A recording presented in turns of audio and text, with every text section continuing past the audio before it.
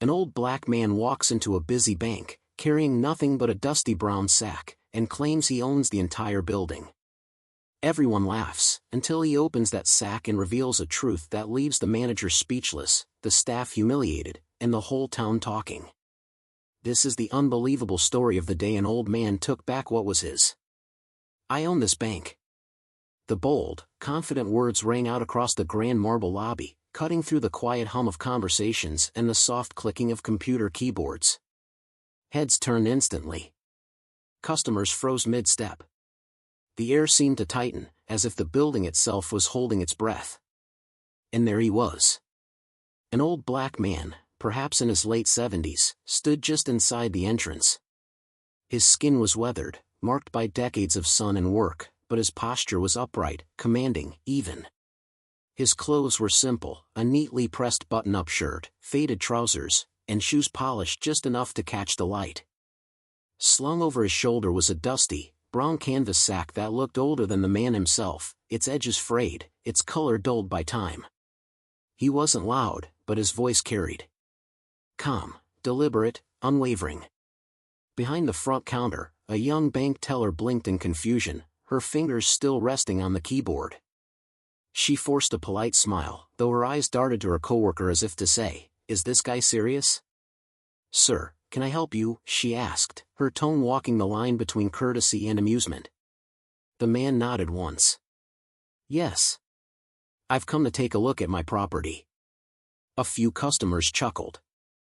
Someone in the line leaned toward the person next to them and muttered, "Must be one of those crazy old folks looking for attention." The teller tried not to laugh, but her lips twitched.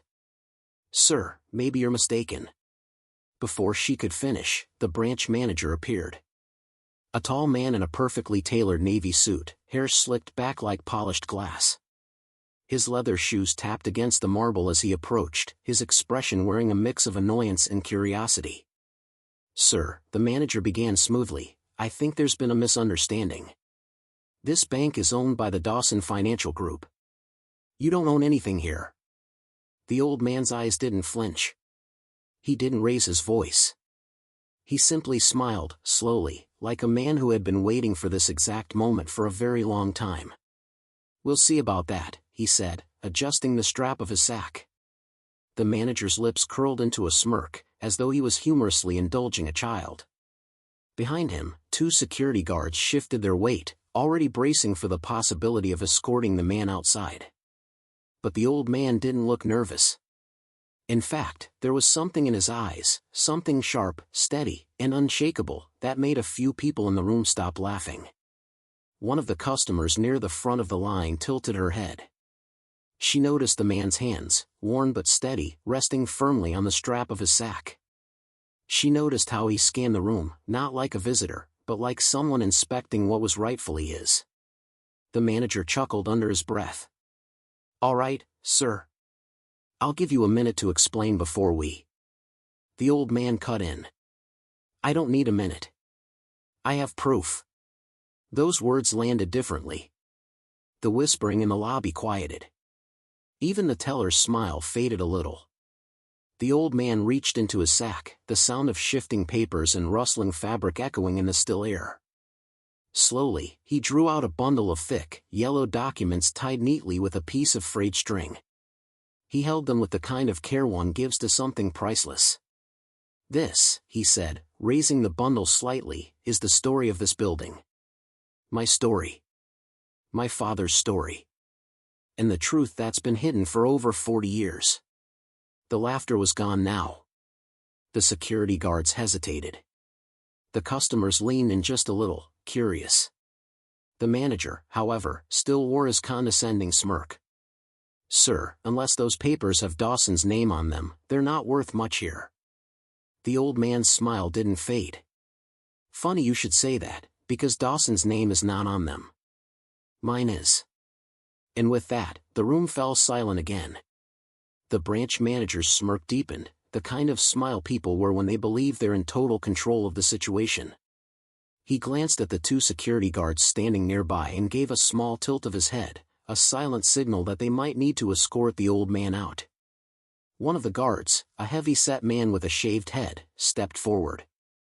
His voice was calm but firm. "Sir, I'm going to have to ask you to put your papers away and leave the premises." The old man didn't flinch. He kept the bundle of documents in his hands, his gaze fixed on the manager. "I said," the guard repeated, slightly louder now, "please leave before we have to." Before he could finish, the old man slowly untied the frayed string around the papers and unfolded the first page. The edges of the document were brown with age, but the ink was still clear and sharp. "This," the man began, "is the original deed for this property, dated 1964. It bears my father's name. Samuel Harris. We didn't just own this building, we built it, brick by brick, with our own hands. And we ran it, not as a business for profit, but as a community trust." The guard hesitated. He wasn't sure what to do. This wasn't the kind of troublemaker he usually dealt with. The teller behind the counter let out a short, incredulous laugh. "Right. And I suppose next you're going to tell us you also built the White House?" A few customers chuckled again, but this time it was weaker, more uncertain. Something about the man's confidence made it hard to dismiss him completely. He turned toward the teller, his expression calm. "Young lady, I'm not here to joke. I'm here to reclaim what belongs to my family. And when I say we built it, I mean it. My father laid the first foundation stones himself. I painted the first walls inside these doors." The teller rolled her eyes, muttering something under her breath.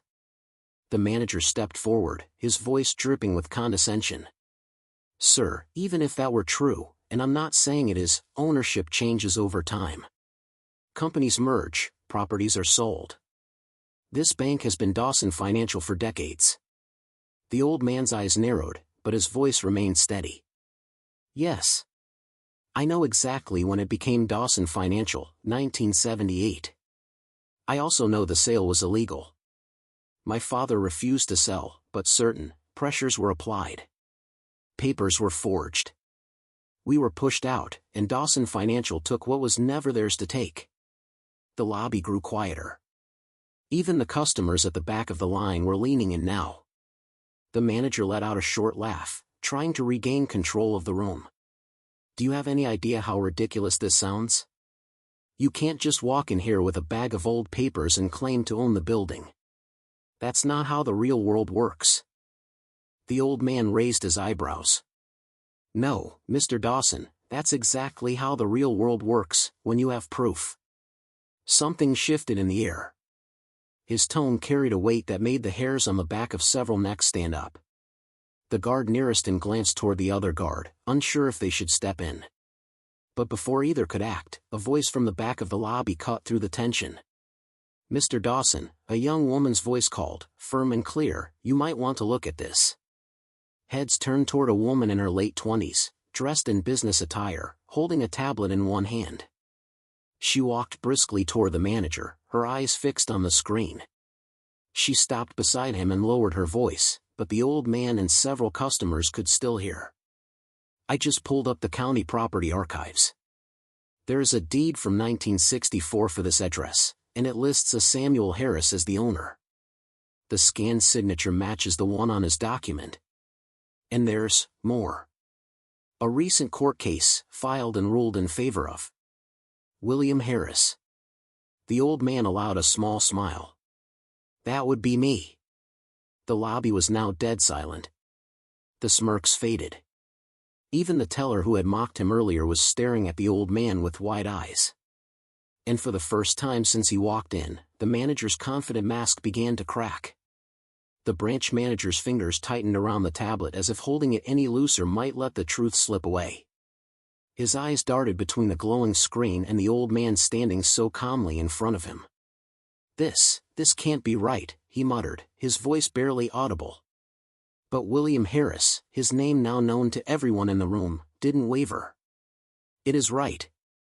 You've just spent the last 5 minutes trying to make me look like a fool.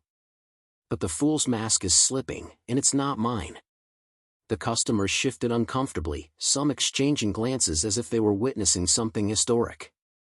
A few of them even pulled out their phones, sensing this was the kind of scene that didn't happen every day. The young woman with the tablet spoke again, her tone more urgent now. "Mr. Dawson, the case was filed 2 years ago."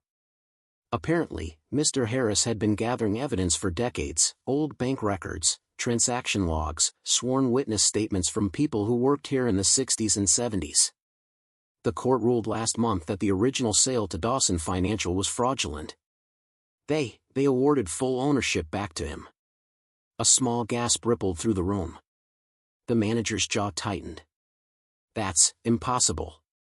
There's no way a 40-year-old case could." "It's not impossible," William interrupted, stepping closer. "It's justice. Justice doesn't expire, Mr. Dawson. It just waits for the right time to knock on your door. And today, I'm knocking." The security guards, who had been lingering nearby, were now frozen in place. One of them gave a slow shake of his head as if to say, "This is above my pay grade." William continued, his voice steady but filled with conviction. "My father built this bank so our community could have a safe place to save and borrow money without being cheated. He poured his life into it. And when Dawson Financial decided they wanted it, they didn't negotiate honestly, they lied, forged documents, and pushed us out. For 40 years, they've been making money off something that never belonged to them." One elderly customer in line, a woman with silver hair and a cane, stepped forward. "I remember your father," she said softly. "I opened my first savings account here when it was Harris Community Trust." "Your father shook my hand himself." Her words carried a weight that made the moment even heavier. William gave her a warm smile. "Thank you, ma'am. That means more to me than you know." The young teller, who had earlier laughed at him, now avoided his gaze entirely. She busied herself with rearranging papers on the counter, but her hands trembled. The manager's voice was sharper now, almost defensive. "Even if this is true, there are legal procedures, transitions." "Oh, I know," William replied calmly. "And those procedures began the moment the court order was issued. As of today, the deed is in my name. You've been operating on borrowed time, Mr. Dawson, and the loan is due." A low murmur swept through the lobby. Some customers smiled faintly, clearly enjoying the reversal of power. The manager swallowed hard, glancing again at the tablet as if hoping the words would change. But the county seal, the judge's signature, and the ruling in bold letters were all there, staring back at him like an undeniable truth. William reached into his sack once more and pulled out a second document, this one crisp and modern. "This," he said, holding it up for everyone to see, "is the official court judgment. It confirms my ownership. Dawson Financial no longer has any claim to this property. And, Mr. Dawson, that includes your position here." The color drained from the manager's face. "You can't just—" "Yes, I can," William said firmly. "I've waited 4 decades for this day. You've had your time.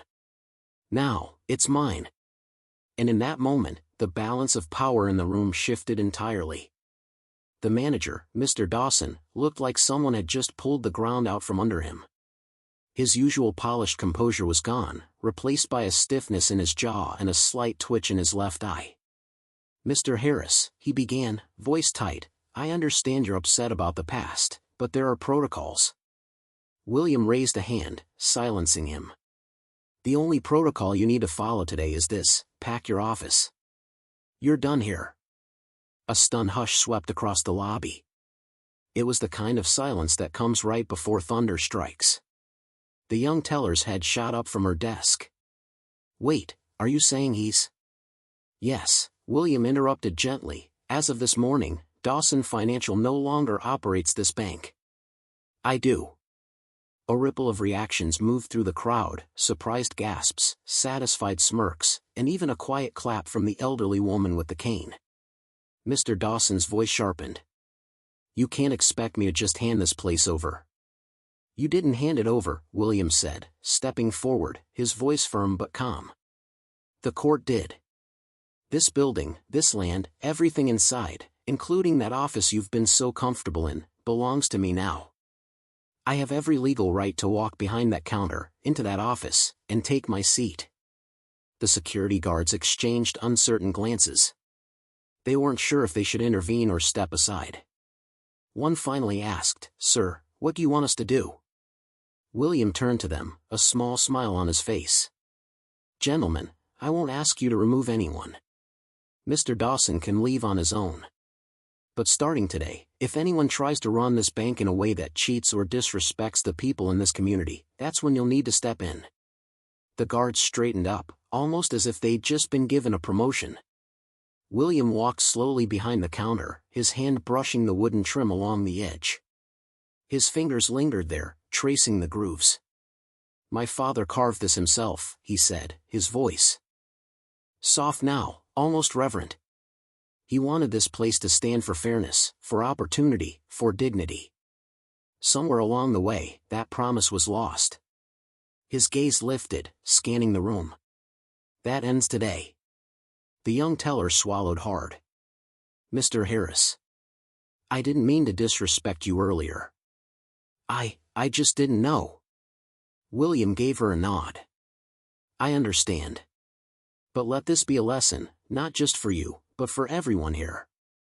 You never know who you're talking to, or what battles they've fought to stand in front of you." Customers began murmuring in agreement. One man in line muttered to his friend, "This is better than TV." Mr. Dawson, now visibly sweating, glanced toward the back hallway that led to his office. "This isn't over," he said under his breath. William's eyes locked on him. "You're right, it isn't. Because now, this bank is going to serve the people it was built for. And that's something you never understood." Without another word, Dawson turned and walked toward his office, his shoulders tense, his steps quick.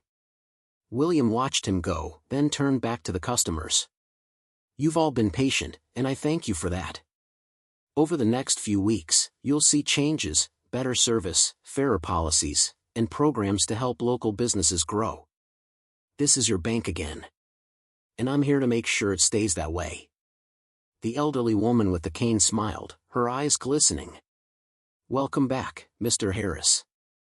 For the first time in years, William felt the weight on his shoulders lift, not the sack he carried, but the burden of a 4-decade fight that had finally ended in victory. And behind the counter, where his father once stood, William Harris claimed his place. The weeks that followed felt like a rebirth for the bank, and for the community around it. The day after William Harris took ownership, a new sign went up over the entrance. "Harris Community Trust. Where everyone's welcome." The sleek, corporate Dawson Financial branding was gone, replaced with warm earth tones and a hand-painted mural inside the lobby showing historic scenes of the town, farmers in the fields, children at the market, and the original Harris Community Trust building in 1964, with Samuel Harris shaking hands with a smiling customer. Word spread fast. People who hadn't set foot in the bank for years began showing up again, curious to see if the stories were true. And they were. William made good on every promise he'd made that first day. Loan requirements were restructured so small business owners could actually qualify. Overdraft fees were reduced to a fraction of what they used to be. A scholarship fund for local students was established in Samuel Harris's name, with the first recipients announced just 2 months later. And perhaps most importantly, William brought back a level of respect and personal attention that had been missing for decades. Every new account holder got a handshake, a conversation, and the assurance that they were valued, not just as customers, but as people. One afternoon, the young teller who had mocked William on his first day approached his office. She stood in the doorway, looking nervous. "Mr. Harris. I wanted to say thank you for not firing me. I know I was rude." William smiled gently. "We all make mistakes. The important thing is what we learn from them. I believe in second chances, Miss Carter, because if I didn't, I wouldn't be standing here today." She nodded, her eyes misty. "I won't forget that." The elderly woman with the cane became a regular visitor, not even for banking, just to chat. William would take time to sit with her at the small coffee table in the corner of the lobby, listening to her stories about the town's past. One day, a local news crew arrived to film a segment about the man who carried justice in a sack. Standing in front of the cameras, William explained the long fight he and his father had endured. This wasn't just about money, he told them. It was about honor. It was about the right for a man to keep what he built with his own hands, and for a community to have a place that belongs to them. We were robbed of that for 40 years. But I never gave up. The reporter asked him, "What do you hope people take away from your story?" William's answer was simple but powerful: never judge a man by the clothes he wears or the bag he carries. Inside that sack was the truth, and the truth is more powerful than anyone's assumptions. The camera panned to the dusty brown sack, still sitting in the corner of his office. William kept it there, not because he needed it anymore, but as a reminder of the day he walked back into the bank and took back what was his. On the bank's first anniversary under his leadership, the lobby was packed. Customers old and new came to celebrate. There were balloons, free coffee, and a giant cake shaped like the original building. Standing before the crowd, William looked around at the smiling faces. His father's carving on the counter, the mural on the wall, and the sound of children laughing filled his heart with pride. "This bank belongs to all of you," he said, his voice carrying through the room. "And as long as I'm here, it always will."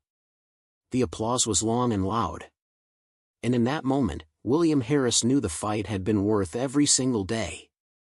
And just like William Harris proved, the truth always finds its way home. If this story inspired you, don't keep it to yourself. Hit that like button, subscribe for more powerful true stories, and share this video with friends and family so they can feel the inspiration too. Together, we can make sure stories like this are never forgotten.